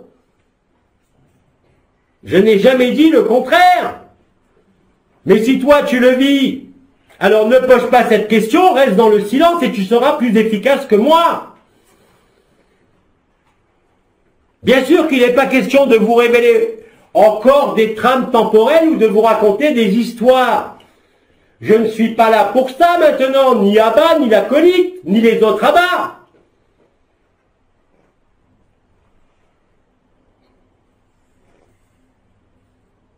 Vous êtes obligés, non pas d'agir dans ce monde, mais d'être dans la vérité.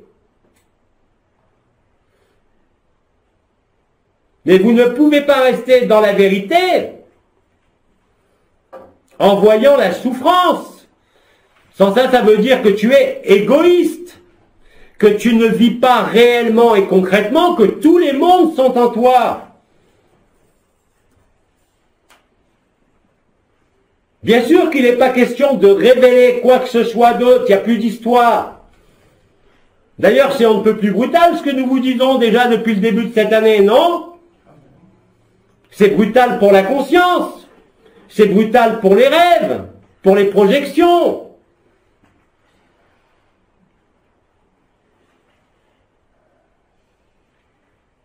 Vous n'êtes pas dans les mêmes temps que ceux qui prévalaient au moment où j'étais incarné.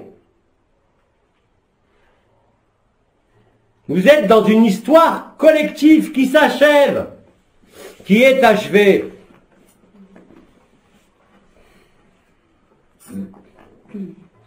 Alors il faut bien que cette aperception et ce silence, comme tu dis, soient vécus et partagés.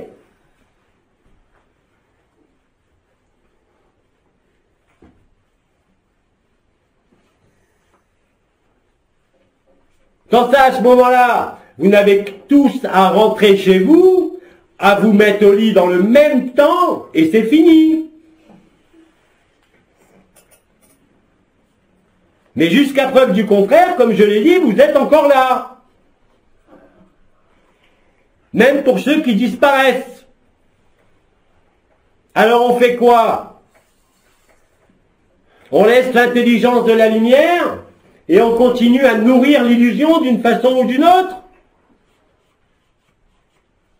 Où on est conscient de ce qu'il se vit, c'est-à-dire la fin de la conscience elle-même, et on s'y installe avec bonheur. Effectivement, comme tu le dis, dans le silence. Mais je doute fort que ton corps encore présent ne manifeste pas un désir. Tout le monde n'est pas Mahanandamoy, n'est-ce pas? Ce désir est simplement l'entretien du corps, même s'il n'y a pas de désir, de volition propre. Mais maintenant, si tu penses être plus efficace dans le silence et dans le retrait de ce monde, alors fais-le. Mais si tu vis la vérité, totalement, et pas les concepts du silence, tu ne verras que tout ce qui est conscience au sein de l'illusion est une torture pour toi, puisque l'autre est en toi. Si tu penses qu'à toi, qu'à ta conscience et qu'à ta inconscience, tous les autres illusions, ils sont où?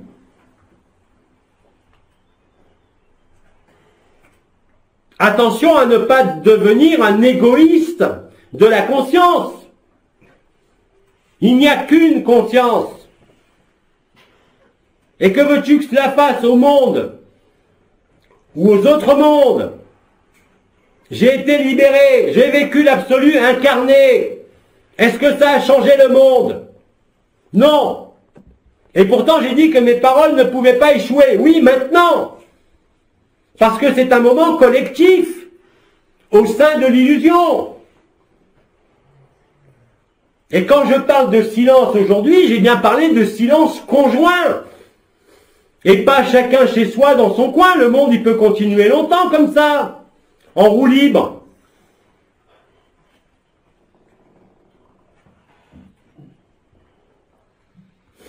Quand vous vivez la vérité, vous ne pouvez laisser personne. D'abord parce qu'il n'y a personne, mais ensuite ces personnes se croient quelqu'un. Et ils sont aussi en vous. C'est réel ça. C'est vivable, c'est vécu. C'est la seule vérité. Nous sommes tous les uns dans les autres. Sans exception. Croire que tu vas pouvoir vivre ta liberté tout seul dans ton coin est une vaste illusion. Une vaste escroquerie. C'est de l'orgueil spirituel. Vous devez être liés dans le silence. Relié dans la liberté, dans l'amour.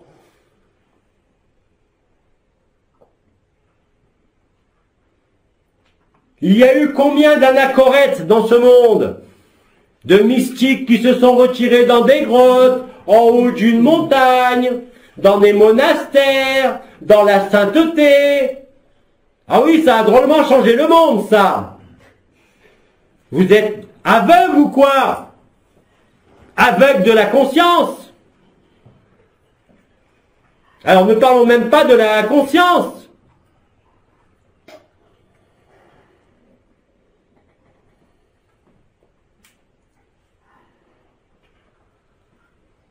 Il n'y a personne, on est bien d'accord. Mais qu'est-ce que tu fais avec tous les autres qui sont en toi et qui continuent à rêver?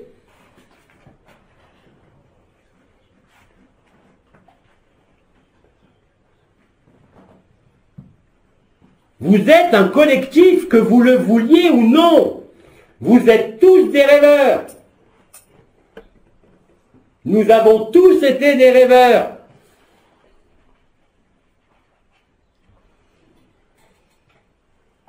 Et le processus qui se déroule, je crois que ça avait été clair depuis plus de 30 ans, est un processus collectif.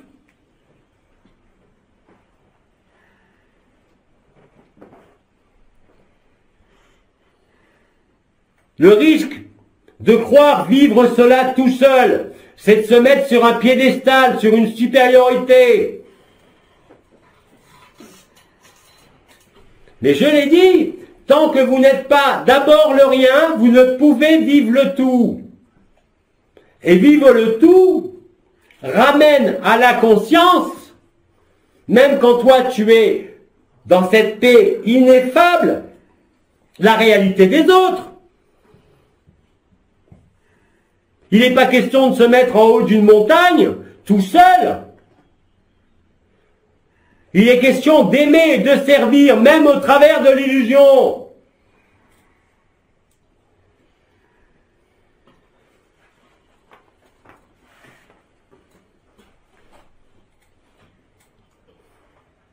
Mais effectivement, aujourd'hui, je vous parle de silence. Mais ce silence, vous n'allez pas le faire 24 heures sur 24. Vous le faites à l'intérieur. Déjà le silence des pensées, des questions, des idées. Se vider afin de se remplir.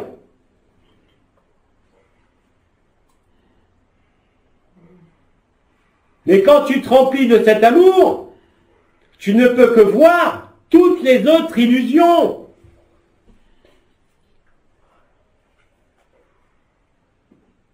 Et celui qui te dit, il n'y a personne, il n'y a jamais personne, il n'y a jamais eu personne, il est dans une tour d'ivoire. Il se place en dehors d'eux, au lieu de se placer au centre d'eux.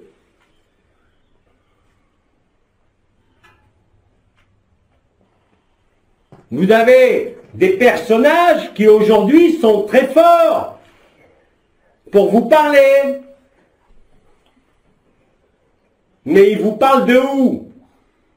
À l'intérieur de vous? Ou ils vous prennent de haut? Elle est où l'humilité là-dedans? Elle est où la vérité? Elle est où la joie ineffable?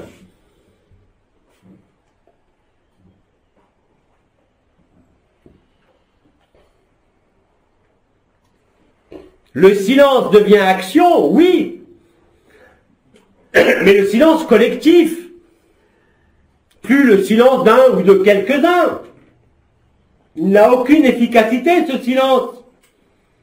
Aucune. Je parle sur le collectif.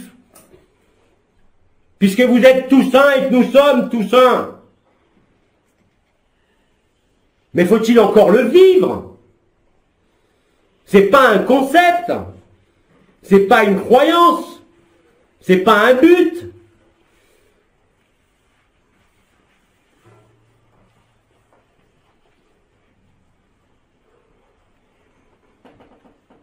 Question suivante.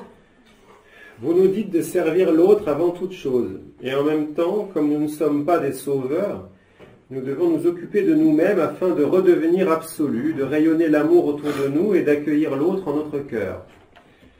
À titre d'exemple, je donnais des soins par imposition des mains et du shiatsu, et j'ai arrêté car justement je ne suis pas un sauveur.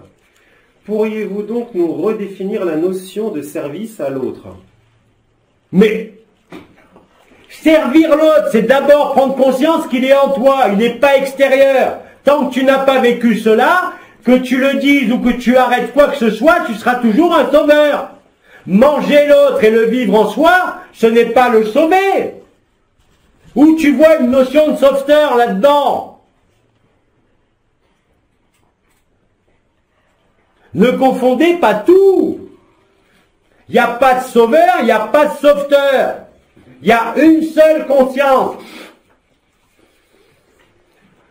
Une seule et unique, fragmentée à l'infini. Donc tu peux être le sauveur de personne. Tu peux simplement que le voir. C'est les phrases les plus importantes que vous a dit Abba, je te vois. Quand tu vois l'autre, il est mangé, il est absorbé, il est reconnu. Il n'y a aucune différence, donc il n'y a pas un sauveur et un sauvé. C'est encore une vision dualitaire, inscrite dans un personnage, dans une personne, dans une histoire, et absolument pas dans la vérité. Les mots vous trahissent totalement.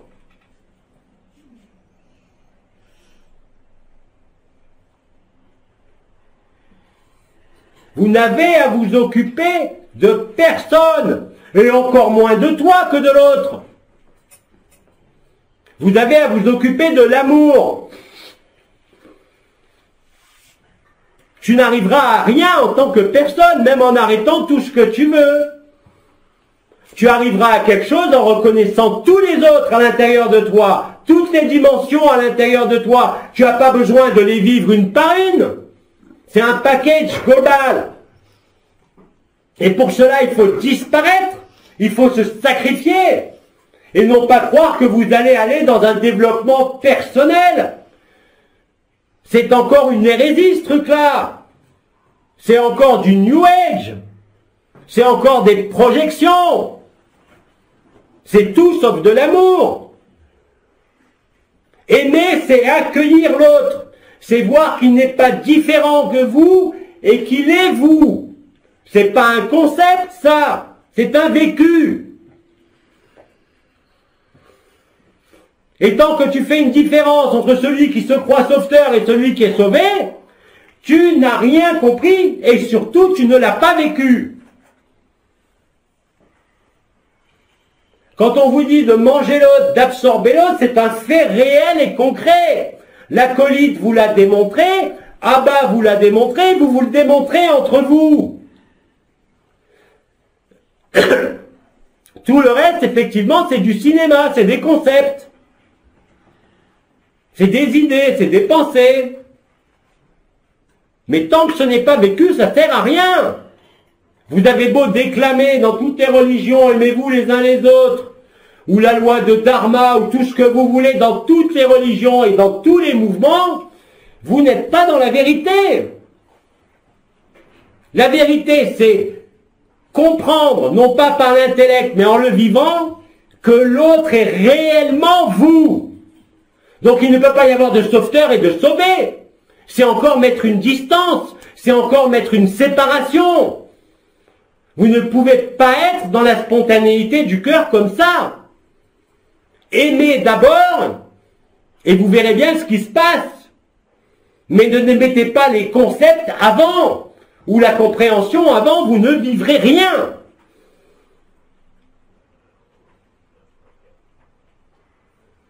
Où vous vivrez les franges d'interférence, toutes les histoires que vous avez vécues en cassant les archétypes, et vous continuerez, encore et encore. Et vous ne reviendrez pas à l'état initial de cette façon.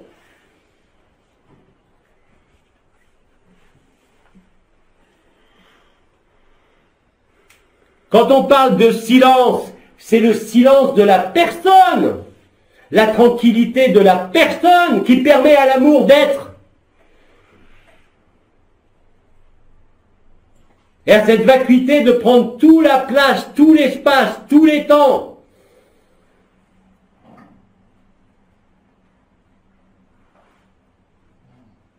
Et plus les jours et les heures vont passer, plus ça va frapper à la porte avec une insistance terrible, où tous vos concepts, comme cela, sauveur, sauveteurs, vont être balayés, pulvérisés par l'amour.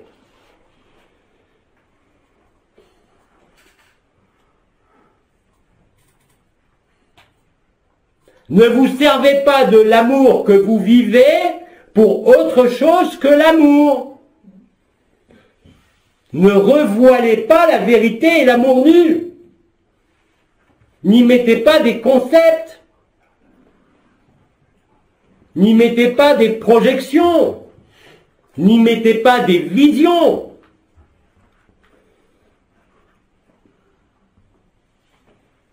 Ça va devenir de plus en plus pointu, de plus en plus incisif, de plus en plus véritable, et tout ce qui sera au devant, les concepts, les idées, les histoires, sera pulvérisé. C'est déjà le cas.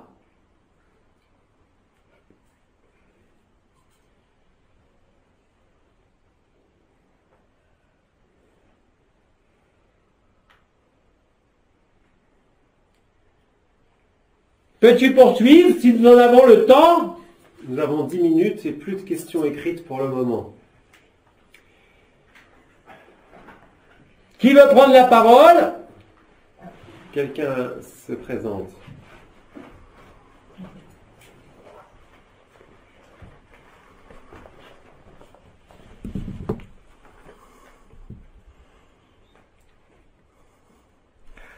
Dans la jungle, terrible jungle, Bidi est mort ce soir. Pam, pam.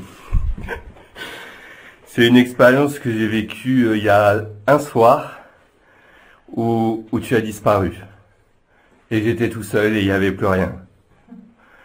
Et depuis ce moment-là, mon attention est concentrée sur cette chose qui est si merveilleuse et à la fois si insignifiante. Le corps se tend et se détend, les émotions passent et disparaissent, et la vie devient simple. Et voilà, terminé pour le témoignage. Je te remercie. Oui, l'amour est simple, la vérité est simple. C'est les concepts qui sont ardus. C'est les mots.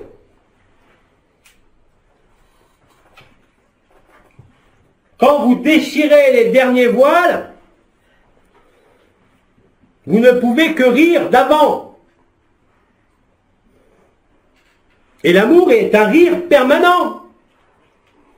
Où, comme tu dis, les émotions peuvent passer, le monde peut passer, ton corps peut passer, mais tu n'es plus identifié à tout ça. Et effectivement, il n'y a plus aucun poids. C'est ça la liberté intérieure. C'était quoi la chanson qui a été chantée? Dans la jungle, terrible jungle, Bidi est mort ce soir. Voilà. D'accord. Mais Bidi est déjà mort, donc il risque rien. C'est vous qui n'êtes pas mort. Et quand vous vous approchez de la mort, comme l'a dit notre frère là, vous ne pouvez que rire de vous-même. Rire de toutes vos postures, de toutes vos croyances, de toutes vos expériences, de tout ce à quoi vous avez tenu finalement. L'amour ne peut tenir à rien.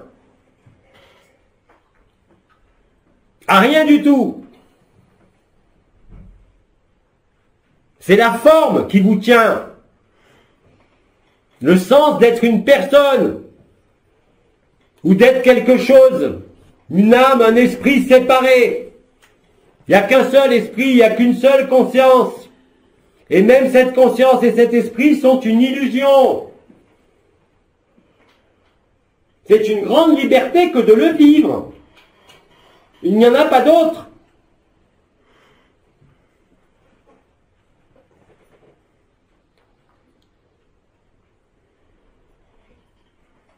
Alors je crois que le temps est presque écoulé, je vais vous faire grâce des 5 dernières minutes, puisque de toute façon nous nous retrouvons nous ici dans 1 heure, c'est ça? Oui.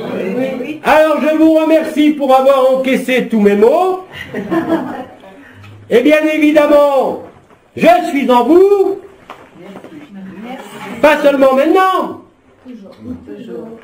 mais tout est en vous, tout le temps. Alors ne rêvez plus d'être une personne qui va évoluer ou se transformer. Prenez conscience, par la inconscience, par la aperception que tout est là, dans le cœur. Mais réellement, concrètement. Il n'y a pas de dimension ailleurs, il n'y a pas de Dieu ailleurs, il n'y a pas d'archonte ailleurs. Tout ça, c'est du cinéma, du décor. Je l'avais dit à l'époque de la réfutation, d'abord vous êtes le spectateur qui voit la scène de théâtre. Vous croyez qu'il y a un théâtre, vous attendez la scène de fin. Puis à un moment donné, vous en avez marre, vous sortez du théâtre, et là, qu'est-ce qui se passe? Il n'y a jamais eu d'acteur, il n'y a jamais eu d'observateur, et le pire, c'est qu'il n'y a jamais eu de théâtre. Ça, c'est pas des concepts. C'est la seule et unique vérité. Je vous laisse sur ces mots. Lydie vous remercie.